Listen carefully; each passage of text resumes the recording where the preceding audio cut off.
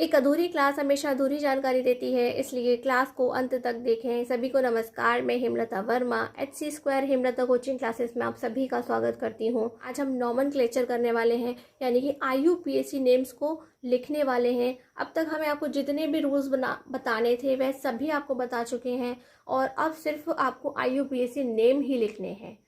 ठीक है, तो हम इजी से टफ की ओर जाएंगे। तो आज जो भी हमने चुने हैं वह बिल्कुल सिंपल सिंपल कार्बनिक यौगिक यानी कि ऑर्गेनिक कंपाउंड्स को चुना है, जिनके नाम हमें लिखने हैं। तो ये फर्स्ट क्या है? ये फर्स्ट हमारा 4 कार्बन एटम की एक चेन है और ये किससे जुड़ी हुई है? सिंगल बॉन्ड से जुड़ी हुई है। देखिए एग्जाम में क्या होता है, कभी आपको हाइड्रोजन इस तरह से बाहर लगे हुए मिलते हैं तो कभी सिंपली लिखे हुए मिलते हैं। आपको उन्हें देख करके बिल्कुल परेशान नहीं होना है, बस इस बात का ध्यान रखना है कि हमारी कार्बन की लॉन्गेस्ट चेन कैसे बनेगी, या उन हाइड्रोजन के बीच में कहीं कोई मैथिल एथिल ग्रुप नहीं छिपा हुआ होता है जिस पर हमारा ध्यान ना जाए। तो आपको बिल्कुल अच्छे से ध्यान रखना है कि ये क्या है, ये हमारी कार्बन की चेन है। तो यहाँ पे कुछ भी एक्स्ट्रा से लगा हुआ नहीं है, सब कुछ एक जैसा है। तो आपको 1 2 3 4 करके काउंटिंग यहाँ से लिखने की बिल्कुल ज़रूरत नहीं है। जस्ट आपने देखा कि कितने कार्बन्स हैं, तो आपने देखा कि 4 कार्बन्स हैं। तो आप क्या लिखेंगे? आप कहेंगे कि 4 कार्बन वाला कौन होता है? तो ब्यूट होता है। लेकिन यहाँ पे एल्केन है तो हमें पीछे क्या लगाना होगा? एन। तो ब्यूट प्लस एन क्या होगा? हम कहेंगे कि वो ब्यूटेन होता है। क्या होता है? वह तो ब्यूटेन होता है। और हिंदी में हम ब्यूटेन को इस तरह से लिखते हैं। तो सिंपली आपने बता दिया कि ये है ब्यूटेन है। हमने क्या बनाया अभी अभी? ब्यूटेन है। ऐसे ही 5 होते तो पेंटेन होता, 3 होता तो प्रोपेन होता, 6 होता तो हेक्सेन होता। इसी तरह से आपको जस्ट कार्बन को काउंट करके लिखना है और देखना है उसमें कौन सा बॉन्ड लगा हुआ है। इसी तरह से आपने देखा कि यहाँ पे क्या है, 2 कार्बन्स है और डबल बॉन्ड है। तो डबल बॉन्ड में हम क्या सफिक्स लगाते हैं, क्या अनुलग्न लगाते हैं? तो आप कहेंगे हम ईन लगाते हैं। जैसे यहाँ पे एन लगाते हैं, वहाँ पर क्या लगाते हैं? ईन लगाते हैं। तो हम क्या लिखेंगे? हम एक कार्बन 2 कार्बन्स के लिए क्या लिखते हैं? एथ। तो आपने सबसे पहले एथ लिख दिया, ठीक है, ये हमने लिखा एथ। और आपको लगाना है ईन, ENE, ईन। ये हो गया एथीन। क्या कहेंगे इसे? एथीन कहेंगे। और हिंदी में एथीन को इस तरह से लिखते हैं। ये हमारा एथीन हो गया है। ये हमारा थर्ड वाला है ऑर्गेनिक कंपाउंड। ये हमने इस तरह से लिखा है, इसमें डबल बॉन्ड लगा हुआ है लेकिन यहाँ पे 3 कार्बन एटम्स है। यहाँ पर हमने कोई काउंटिंग नहीं की थी, लेकिन यहाँ काउंटिंग करने की ज़रूरत है, ठीक है, क्योंकि हमें देखना पड़ेगा कहाँ से हमारा जो डबल बॉन्ड है वह पास पड़ता है। तो आप कहेंगे यहाँ से पड़ता है, तो हम अपने आप ही लिख देंगे 1 2 3, ठीक है। और जो 3 कार्बन होता है उससे क्या बनता है? प्रोप बनता है। तो आप पहले प्रोप लिखेंगे और डबल बॉन्ड की वजह से क्या लगेगा? ईन लगेगा। तो आप क्या लिखेंगे यहाँ पे? प्रोपीन लिखेंगे। क्या लिखेंगे? प्रोपीन लिखेंगे। लेकिन वह कौन से नंबर पे है? 1 नंबर पर कार्बन अटैच होने पे है, तो उसके आगे 1 लिखना होगा। क्या लिखेंगे? 1 प्रोपीन लिखेंगे। और हिंदी में भी 1 प्रोपीन ही लिखेंगे। नेक्स्ट हमारी चेन ये वाली है। अब हमें काउंटिंग करके चेक करना है कि डबल बॉन्ड कहाँ से पास में आएगा। तो हम देख लेते हैं 1 2 3 4, 1 2 3 4। तो यहाँ से देखते हैं तब भी सेकंड कार्बन से जुड़ा हुआ है, और यहाँ से देखते हैं तब भी सेकंड वाले कार्बन से अटैच है। तो हमारी चेन कोई सी भी हो सकती है। तो आपको देखना है कि यहाँ पर जो है वह कितने कार्बन एटम्स हैं? 4 हैं। 4 के लिए हम क्या लिखते हैं? हम ब्यूट लिखते हैं। क्या लिखते हैं? हम 4 के लिए ब्यूट लिखते हैं। और ट्रिपल बॉन्ड के लिए क्या लगाते हैं? आयन लगाते हैं। क्या लगाते हैं? आयन लगाते हैं। तो इस तरह से हम उसमें आयन को जोड़ देंगे। तो ये हो गया हमारा ब्यूटाइन। क्या हो गया? हमारा ब्यूटाइन हो गया। और इस तरह से वह किस नंबर पे था? 2 नंबर पे था। तो आगे हम लिख देंगे 2, और हिंदी में भी हम वही लिखेंगे 2 ब्यूटाइन हो गया। नेक्स्ट हमारा इस प्रकार से C2H5OH, और उसे ही खोलकर इस तरीके से लिख सकते हैं। हम अपने स्ट्रक्चर को इस तरह से भी लिख सकते हैं। तो कभी एग्जाम में इस तरह से लिख दिया जाएगा, कभी इस तरह से लिख दिया जाएगा, लेकिन दोनों एक ही होते हैं, ठीक है। C अभी भी 2 है, H अभी भी 5 ही है, तो कुछ भी नहीं बदला है। तो आपने देखा यहाँ पे OH एक फंक्शनल ग्रुप, ठीक है। कौन सा फंक्शनल ग्रुप है ये? आपको याद होना चाहिए, एल्कोहल। तो एल्कोहल में क्या लगा होता है? OH लगा हुआ होता है। तो अब आपको देखना है कि हाँ हमारे कितने कार्बन्स हैं। और चेन बनाने के लिए हमें बिल्कुल सोचने की ज़रूरत नहीं है, क्योंकि हम इसे ही इंपॉर्टेंस देने वाले हैं, यानी कि हमारी चेन 1 2 यही रहेगी। आपको लिखने की भी ज़रूरत नहीं है, क्योंकि 2 ही है, 2 से ज़्यादा होते तो हम लिख कर बता देते। ठीक है, तो अब हम देखते हैं यहाँ पर। तो 2 कार्बन के लिए हमें क्या लिखना होता है, एथ लिखना होता है। क्या लिखना होता है, एथ लिखना होता है। तो हम मिला के क्या कहेंगे, एथेनॉल। अभी मैंने स्पेलिंग कैसे बनाई है, आप उस समय कंफ्यूज नहीं होंगे, क्योंकि एथेन की स्पेलिंग में लास्ट में क्या आता है, ये एथेन की स्पेलिंग होती है ETHANE। तो जो हमारा लास्ट वाला वर्ड था, लास्ट वाला वर्ड क्या था, ई था, बस उसे हटा करके आपको ग्रुप के हिसाब से OL लगाना है। तो इस तरह से आप एथेनॉल की स्पेलिंग लिख सकते हैं। ठीक है, उसमें आपको कंफ्यूज होने की ज़रूरत नहीं है। नेक्स्ट देखते हैं, और हिंदी में भी एथेनॉल ही कहा जाएगा इस तरह से। नेक्स्ट हमारा ये है CH3 CH2 CH2OH, और उसी को हमने खोलकर इस तरीके से लिख दिया है। एग्जाम्स में दोनों में से किसी भी तरीके से आ सकता है, हमें ध्यान सिर्फ किस पे देखना है, अपने कार्बन्स पर और हमारे ग्रुप पर। तो हमने देखा कि यहाँ पे कितने कार्बन्स हैं, 1 2 3। यहाँ पे भी क्या है, 1 2 3, और कौन सा ग्रुप जुड़ा हुआ है, एल्कोहल ग्रुप जुड़ा हुआ है, जैसे कि अभी यहाँ जुड़ा हुआ था।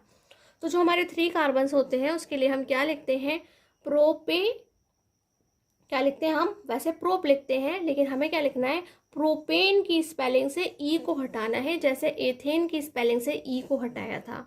तो हम कैसे लिखेंगे, प्रोपेन, ई छोड़ दिया, अब एल्कोहल का OL लगा दीजिए, प्रोपेनॉल।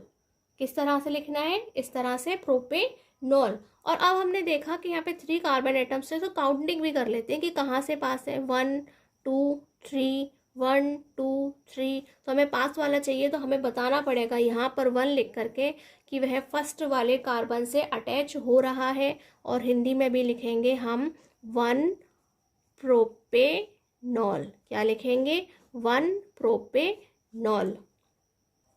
नेक्स्ट वाला देखते हैं कि हमारा एक चेन है और इसके अंदर क्या लगा हुआ है, हमारा OH ग्रुप इसी के साथ में जुड़ा हुआ है। तो ये हो गया CH3 CH OH CH2 CH3। तो हम देखेंगे कि हमारा जो अल्कोहल ग्रुप है वह कहाँ से पास आता है, किस कार्बन से पास में होता है। तो आप देखेंगे कि यहाँ से अगर हम देखते हैं तो 1 2 3 4, तो सेकेंड कार्बन से अटैच है, और यहाँ से देखते हैं तो हम 1 2, वह 2 वाले से अटैच है, 3 4। तो दोनों तरफ से एक जैसा ही है, तो सिंपली आप काउंटिंग लिख दीजिए, एक बार ही काफ़ी है। तो अब हमें यहाँ से करना है, नंबर 2 से देखना है।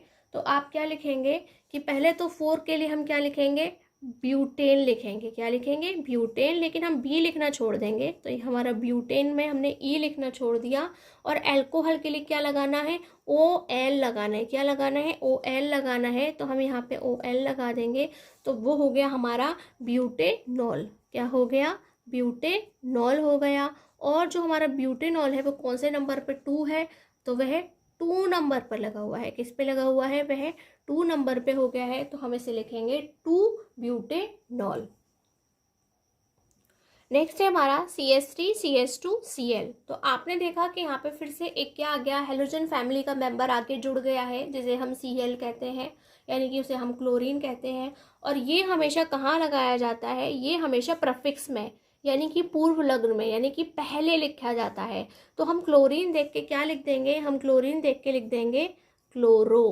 क्या लिखेंगे, क्लोरो। ठीक है, और अब हम देखेंगे इसमें कितने कार्बन्स हैं। तो यहाँ पे 2 कार्बन्स ही हैं, सिंगल बॉन्ड ही होगा इनके बीच में। अगर कुछ भी नहीं लिखा है इसका मतलब क्या है, सिंगल बॉन्ड है। तो हम क्या लिखेंगे, 2 कार्बन वाला क्या होता है, एथेन होता है। हिंदी में भी हम उसे क्लोरो एथेन ही लिखेंगे। नेक्स्ट हमारा क्या है, इस तरह से लिखा हुआ है, ओ देखकर आप समझ जाएंगे ईथर ग्रुप है। अकेला ओ अगर कहीं आ रहा है तो वह क्या है, वह ईथर ग्रुप लगा हुआ है, और हम उसे एल्कोक्सी के रूप में पढ़ते हैं। किसके रूप में, एल्कोक्सी। यानी कि हम देखेंगे कि ईथर का ये वाला हिस्सा है, यानी कि जो उसका लेफ्ट पोर्शन है उसमें क्या लगा हुआ है, उसे मिला के हम एल्कोक्सी को पढ़ते हैं। यानी कि हमें यहाँ पे 1C है तो उसे मिथॉक्सी पढ़ते हैं। यहाँ पर अगर 2C लगे हुए होते तो हम उसे इथॉक्सी पढ़ते, 3 होते तो प्रोपॉक्सी पढ़ते। और यहाँ से हम देखते कि जो हमारी कार्बन की चेन है वो ये वाली है। ये हमारी कार्बन की चेन नहीं हो सकती क्योंकि यहाँ पे बीच में O आ गया है। तो ये जो है वो पूरा एक पोर्शन है जिसे हम एथॉक्सी कहेंगे, और यहाँ से हम कार्बन को देखते हैं। तो हमने देखा कि ये क्या है, 1 लगा हुआ है। 1 कार्बन पे क्या होता है, मेथ। तो मेथ में हम ऑक्सीजन का O लगाएंगे, यानी ईथर ग्रुप का O लगाएंगे तो हो जाएगा ऑक्सी। मिला के क्या होगा, मिथॉक्सी कहा जाएगा उसे। तो ये हो जाएगा हमारा मिथॉक्सी।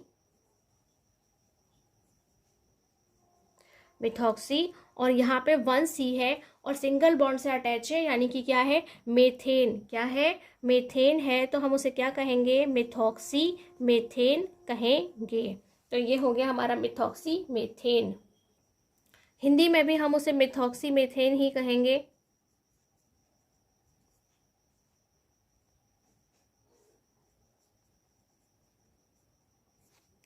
इस तरह से। नेक्स्ट देखिए, हमने लिखा है CH3O CH2 CH3। तो ये क्या है, अपने आप में एक प्रॉपर चेन नहीं है क्योंकि बीच में क्या आ गया है, ऑक्सीजन आ गया है, यानी कि ईथर ग्रुप आ गया है। तो हम उसे कैसे पढ़ेंगे, ये फिर से बिल्कुल इसी के जैसे, जैसे यहाँ पे हमने इतने पोर्शन को मिला के पढ़ा था, ऐसे इसको पढ़ेंगे।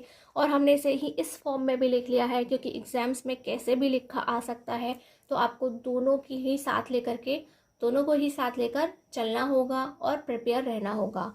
तो हम इस वाले पोर्शन को क्या कहेंगे, क्योंकि यहाँ पर कार्बन से एक ही, यहाँ पर ऑक्सीजन से एक ही C जुड़ा है, यानी कि ईथर ग्रुप से मेथ जुड़ा हुआ है। तो हम क्या कहेंगे, उसे हम मिथॉक्सी कहेंगे। क्या कहेंगे, तो हम उसे मिथॉक्सी लिख देते हैं सबसे पहले।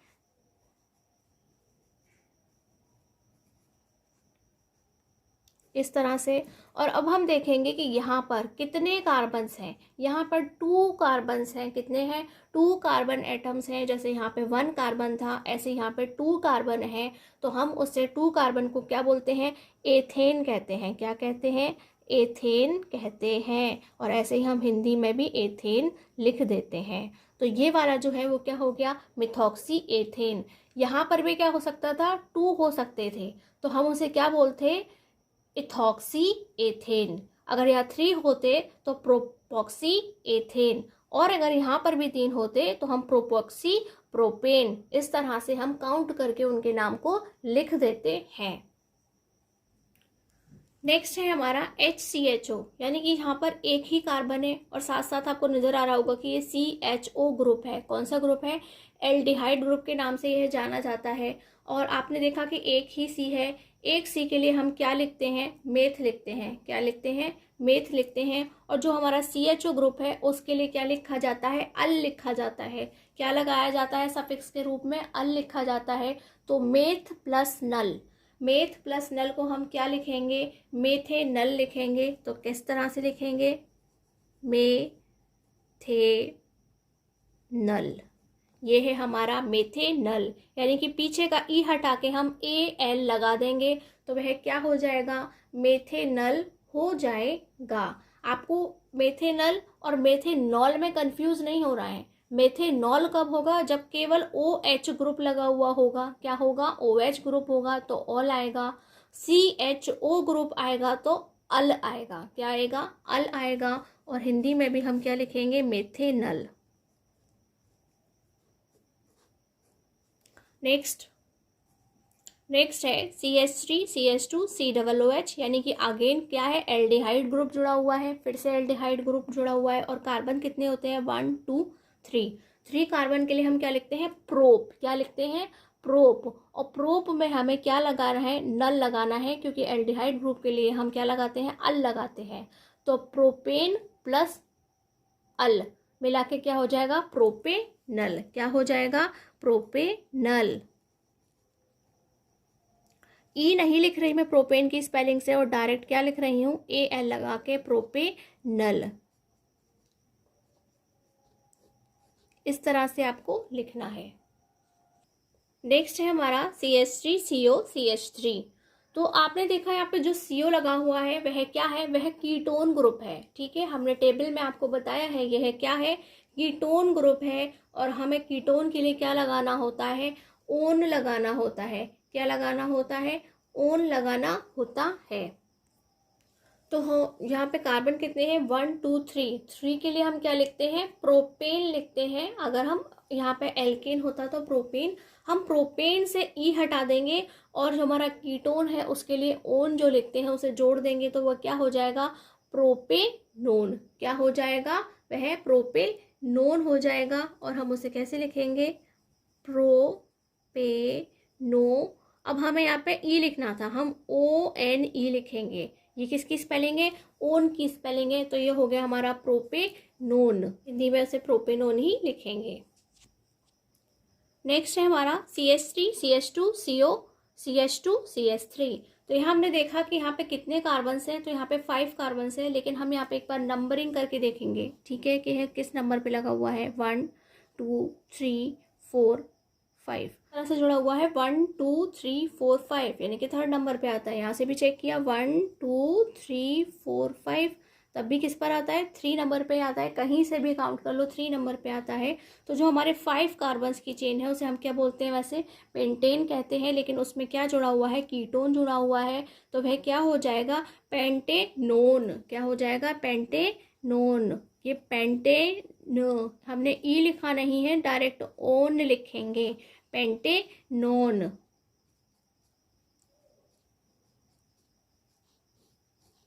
तो इस तरह से हम इसे पेंटेनोन कहेंगे, लेकिन ये किस नंबर पे है, 3 नंबर पे अटैच है, तो साथ में हमें 3 लिखना होगा। क्या लिखना होगा, 3 लिखना होगा। हम इसे 3 पेंटेनोन कहेंगे।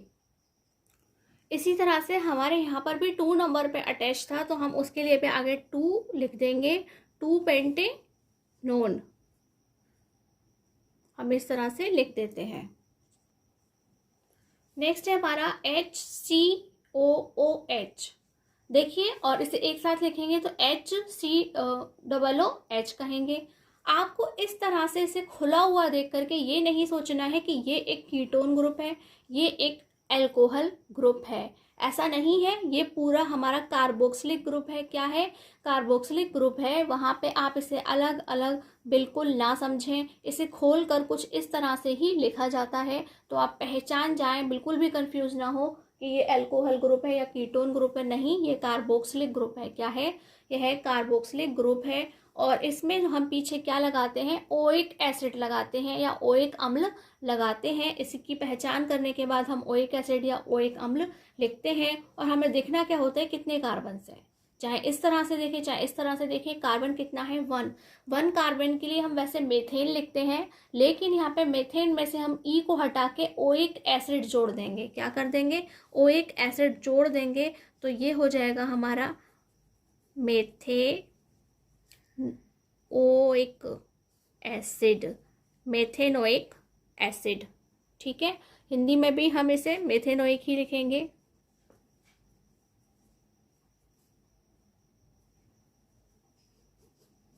मेथेनोइक अम्ल कहेंगे। और नेक्स्ट है हमारा CH3COOH। ठीक है, अभी भी COOH ग्रुप जुड़ा हुआ है, यानी कि कार्बोक्सिलिक ग्रुप जुड़ा हुआ है। और यहाँ पे कार्बन कितने हैं, 2 हैं, तो 2 के लिए हम एथेन लिखते हैं, तो हम एथेन में ओइक एसिड जोड़ेंगे, एथेनोइक एसिड। कैसे लिखेंगे, एथेनोइक एसिड। और हिंदी में भी एथेनोइक एसिड। हाँ, एसिड को हिंदी में हम अम्ल कहते हैं। क्या है ये, एथेनोइक अम्ल। ये टीचर्स का कुछ ज़्यादा ही फेवरेट है, बार बार पूछ लेते हैं। और इसकी जगह 3 कार्बन वाला भी हो सकता था, तो वह क्या होता, वह प्रोपेनोइक होता।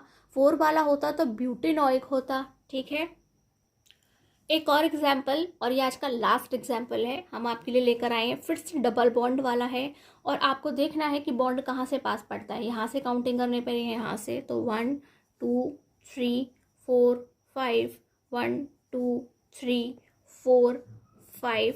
तो ये जो है यहाँ से काउंट करने पर 2 नंबर पे है और यहाँ से काउंट करने पर 3 नंबर पे है। तो हमारी ये वाली काउंटिंग सही है, ये गलत है, हमें इस हिसाब से ही पढ़ना है।